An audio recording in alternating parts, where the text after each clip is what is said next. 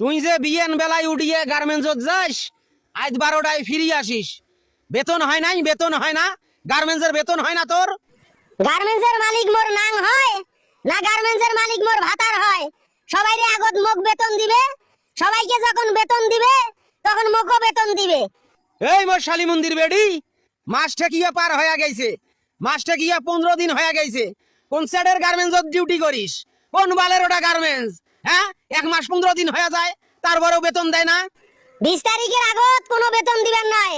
গার্মেন্টসের মালিক কয়া গেছে, গার্মেন্টসের মালিক কানাডাত গেছে, কানাডাত থাকি ফিরে আসবে, তারপর গার্মেন্টসের বেতন দিবে। হয় তোর গার্মেন্টসের বেতন দেখ, হয় তোর গার্মেন্টসের বেতন না দেখ। তোর কাছে টাকা নাই, টাকা নাই, 100-150 টাকা মোক পকেট খরচের জন্য দে। বিড়ি খাওয়ার পয়সা নাই মোর, মুই যে বিড়ি খাইম দোকানত যায়া, সেই টাকাই নাই। চা খাওয়া তো দূরের কথা, দে 100-150 টাকা দে।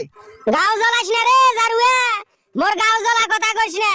তোক বিড়ি খাওয়ার টাকা দেম, তোক ঘরত বসিয়ে পালিম, মুই সংসার চলাইম, রুম ভাড়া টাকা দেম, দোকান করিম, বাজার খরচ করিম, সবগুলা মুই করিম।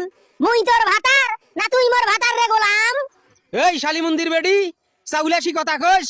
তুই জানিস না মোর চাকরি নাই? 2 মাস থাকি মুই ঘরত বসি আছো, বিড়ি খাওয়ার টাকা কটে পাইম? তুই তো দিবু।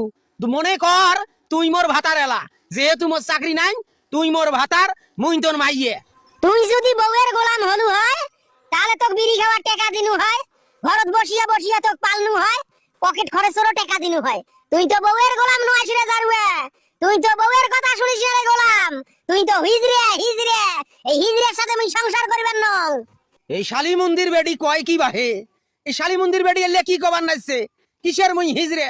এই শালী মন্দির বেডি, মুই যদি হিজড়ে হইয়া থাকং, তাহলে মোর সাথে 5 বছর থাকিয়ে ঘর সংসার করবেন নাছিস কে? 2 মাস হয় মোর গার্মেন্টসের চাকরি গেছে, তাতে তোর যত বড় কথা রে। তুই তো আরেকটা নাং ধরবু মনে হয়, অলরেডি আরেকটা নাঙের সাথে মনে হয় তোর পিরিত হয়ে গেছে, যেভাবে মোর সাথে কথা কবার নাছিস। হয় মুই আর একটা নাং ধরছং, হয় মুই আর একটা ভাতার ধরছং, হয় মুই আর এক জায়গা পিরিত করবেন নাইছং। তোর মত নামদ্দার কাছে মুই আর থাকবেন নং, তোর মত নামদ্দার সংসার করবেন নং। বসি বসি এত পালি মুই, বসি বসি খাবু, আর মুই কামাই করিম গার্মেন্টসত। তাহলে তো মোক তালাক দেওয়ার কোনো দরকারে হয় না, তালাক দেওয়ার মোর কোনো প্রয়োজন নাই। মুই তো আর 3 তালাকে বাইনও করবেন ন। তুই মোক তালাক দে, তালাক দে, 3 তালাকে বাইন কর। 3 তালাকে মোক বাইন করিয়া দে, মুই গার্মেন্টসের ঢাকা ছাড়িয়ে একবারে অঙ্গুরত যাং।